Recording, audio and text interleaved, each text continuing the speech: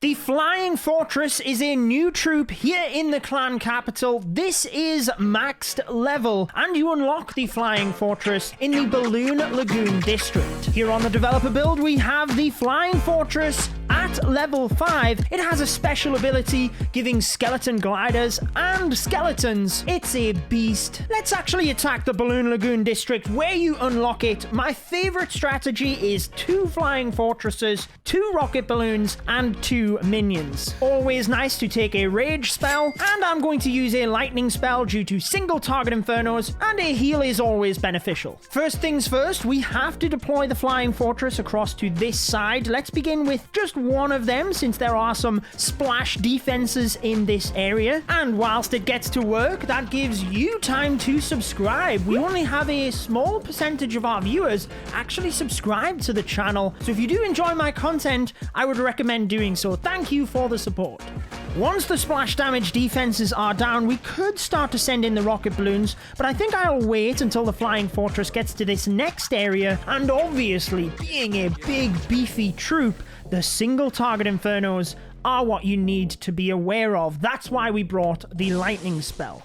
So let's wait here, and I think we can try and get the rocket balloon onto... Oh, went the wrong way. Let's use the heal just to help out. Try and get the rocket balloon onto the rocket artillery, but it went straight down.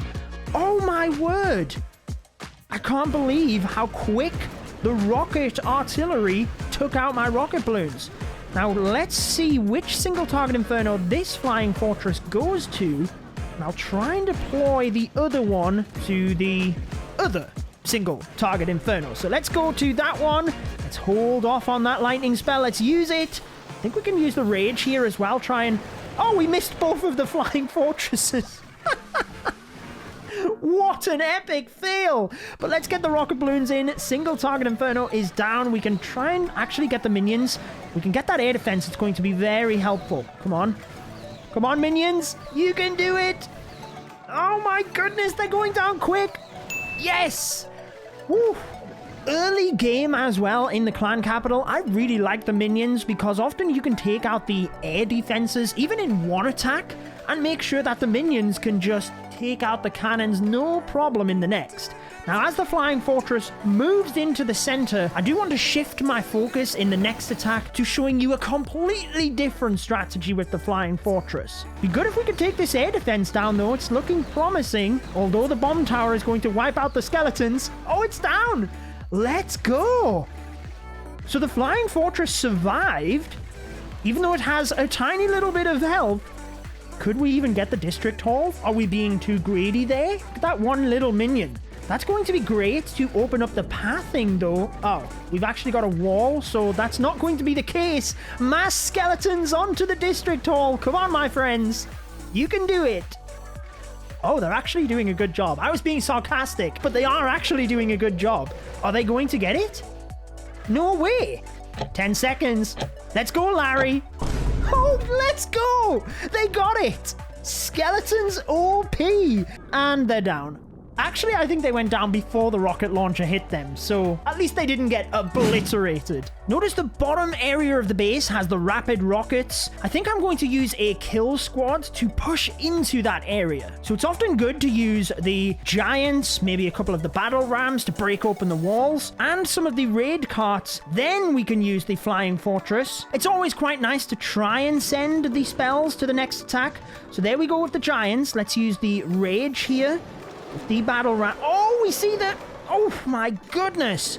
I thought the log trap was going to get us. Okay, so raid carts. We need those in alongside another battle ram. Let's go. Oh gosh, the giants are going down quick. Maybe I should have took a heal spell.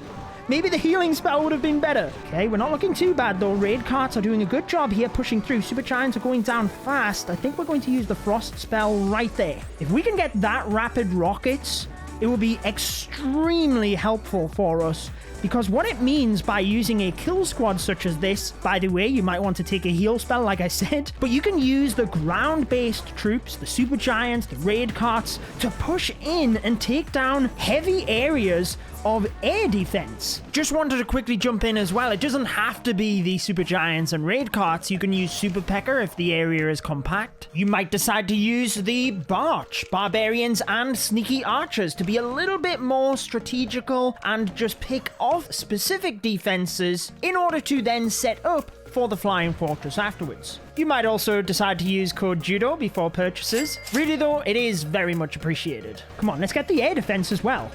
Oh no, there's too many cannons. No. Okay, but it could be a good idea to actually just send the flying fortress direct to that air defense. But by using a small kill squad like that, what you can do is essentially open up pathing and take out a lot of the dangerous defenses for the flying fortress to just swoop through the base. So it's a method that I really like to use, and whilst we are just having fun in this video showcasing the maxed flying fortress, obviously I want to give you a little bit of strategy. So I'm just waiting because the air defense here, this thing that's in the builder base, I always forget its name because my builder base has been maxed for that long, although I am going to have to start doing builder base attacks again in order to craft capital gold from the forge. But what I was going to say is now that that is down, I can send the minions in due to not having that splash. But let's take a little bit of a look. It's probably not worth sending the minions in anywhere else, to be honest with you, because they would get taken down. Even the spear throwers would get those minions pretty quick. So you can see that almost 2 attacks we've been able to take down this base. Now I think the rocket artillery will probably get us.